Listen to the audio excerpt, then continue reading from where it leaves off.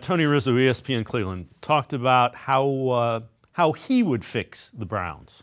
What would you do right now if you were the Browns? Give me a general game plan of how you would go about fixing this team. Believe it or not, I am not going to clean house. I am not. Although Vrabel is very tempting to me. Very.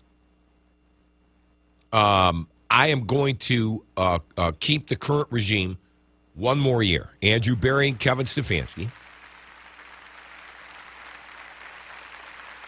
I'm going to bring Watson in to compete for a job in training camp because I don't think we can get out from under it. I would hire consultants. I'd call Bill Parcells. I'd call everybody. I want the best quarterback in this draft or the one that I think will fit the best with my team.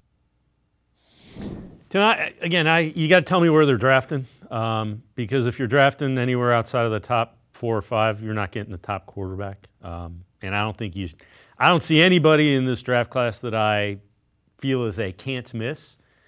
And I'd bring in I'd find the next Sam Darnold or the next, for lack of a better term, Baker Mayfield, guys that haven't performed.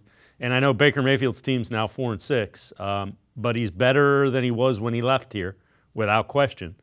And I'd do that until I find a quarterback that I think works. Yeah, and I keep thinking about this 25 NFL draft. Everybody's looking up at Shedeur Sanders as the number 1 quarterback.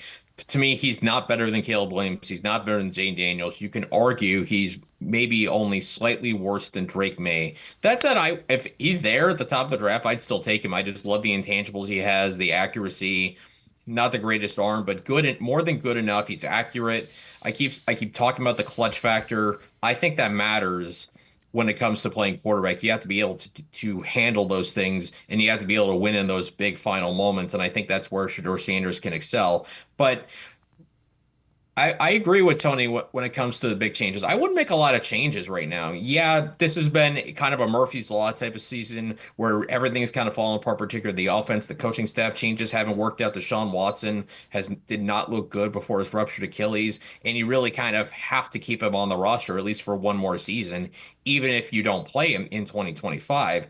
Question then is, where do you go at quarterback? Do you stick around with Jameis Winston and use your high draft pick to add much needed young offensive talent at the top of this football team? Or do you take the gamble on Shedeur Sanders? Do you trade up for him, or do you hope that you can tap into the potential of Cam Ward, even though the warts in his game has showed up the last few weeks, particularly against Georgia Tech?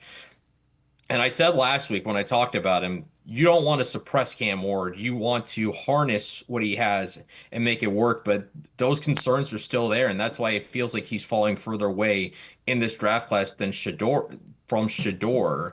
But that said, yeah, I would keep the status quo just one more season and see if you can turn things around in 2025. I would agree, and I understand the appeal of Vrabel. If you make a change off Kevin Stefanski, you're looking for different. Mike Vrabel is kind of he's not warm and fuzzy, he's not cerebral, he's more emotional, and that would be a dramatic change that I know a lot of the fan base wants. Stefanski has performed well in 2 of the 4 years. This has been a disaster. So it's 2 of 5. At some point in time, they got him to mediocre. You got to go from mediocre to consistent playoff team. I said that when they gave him the extension. Year 1, they ain't making the playoffs, and they might be in the top 10 in the draft.